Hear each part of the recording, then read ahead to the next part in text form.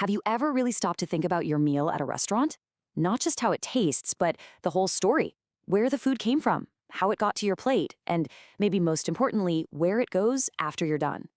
We're about to pull back the curtain on that entire process. And trust me, it's a way more complicated journey than you might think.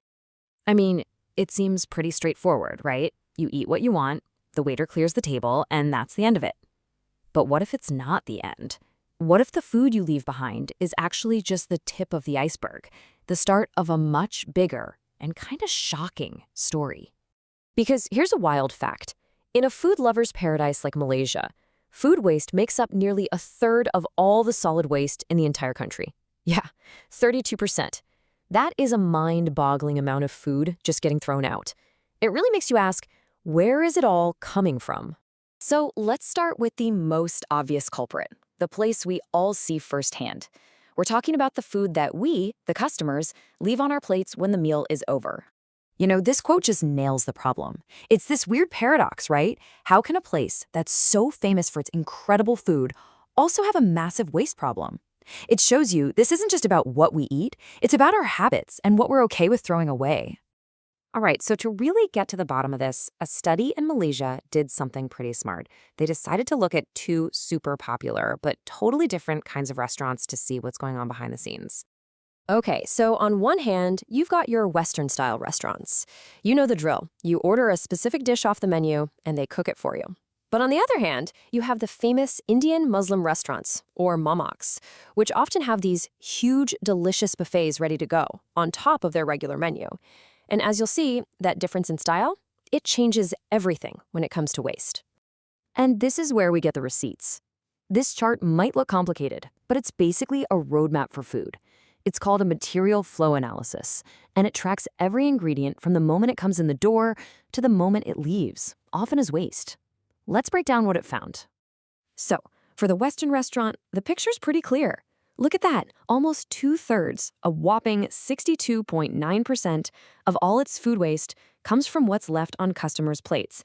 That's food that was perfectly cooked and served, but just never eaten. Now let's switch over to the Indian Muslim restaurant. Plate waste is still the biggest slice of the pie, at over half. But check this out. The waste from preparation is way higher, at 45%.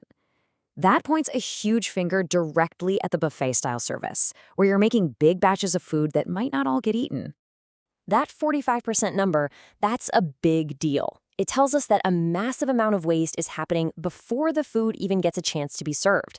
And that takes us into the hidden waste stream, the part of the story that happens long before we ever sit down at the table. To really get this, we've got to put on our restaurant manager hats for a second. In the business, they talk about something called the flow of food. It's exactly what it sounds like. The entire journey an ingredient takes, from the delivery truck to the fridge to the chopping board and finally to the plate. And this flowchart lays that journey out perfectly. You see, it's not just one step. It's a whole chain of events: receiving, storing, prepping, cooking, serving. And every single one of these links in the chain is a place where food can get lost, spoiled, or just wasted. That 45% prep loss, it's happening somewhere in the middle of all this.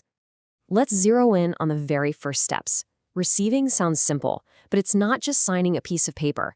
It's the first line of defense, the first quality check. And storage isn't just about finding an empty shelf. It's a race against time to get that food into the perfect environment to keep it fresh.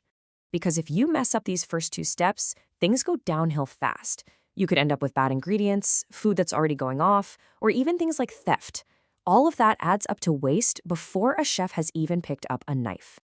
And all this wasted food comes with another price tag, one that's not listed on the menu. We're talking about a pretty serious environmental cost. Here's the thing we often forget. When a restaurant throws out food, it's also throwing away all the resources used to produce, ship, store, and cook it. Every scrap of wasted food represents wasted electricity to run the fridges and wasted water to wash and cook. This chart shows you exactly what I mean. It's tracking daily electricity use. And see those big spikes toward the end of the week? Yep, that's the weekend rush. More customers means the ovens are on longer, the fridges are working harder, all of it burning energy and adding to the restaurant's carbon footprint. And right here, you can see how all that electricity and water adds up in terms of a weekly carbon footprint. Now, obviously, the larger Indian Muslim restaurant has a bigger footprint, but both of these represent a very real environmental cost that's baked into every meal they serve. So this might all sound a bit grim, but here's the good news. This is not some impossible problem. The restaurant world has actually known how to fight this for a long time, using smart systems to manage that flow of food and cut down on waste. And it often comes down to some really basic but super important rules. Things like first in, first out, which is a fancy way of saying use the oldest stuff first so nothing expires. Or just maintaining super precise temperatures for storage. It's all about having a system, a blueprint, to prevent waste before it happens. The gold standard for this kind of system is something called HACCP. Now, that's a mouthful, but think of it like this. It's a preventative game plan.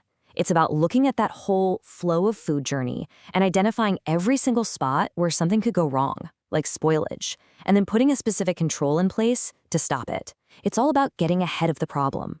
And this is what it actually looks like. On the left, you've got the big picture map, the flow chart showing all the control points. And then on the right, you see how it gets super detailed for just one of those steps, receiving.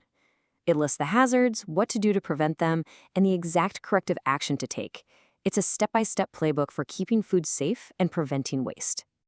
So, we followed this incredible journey, right? From the back of a delivery truck, through the chaos of a kitchen, onto our plates, and for a lot of it, into a trash bin. We've seen the hidden costs, but we've also seen there are real solutions. Which brings it all back to us. Now that you know about this unseen journey, does it change how you see that meal in front of you? The true price of dinner isn't just the number on the bill. It's all the resources, all the energy, all the work that went into it. And maybe, just maybe, understanding that is the first real step toward building a food system that wastes a whole lot less.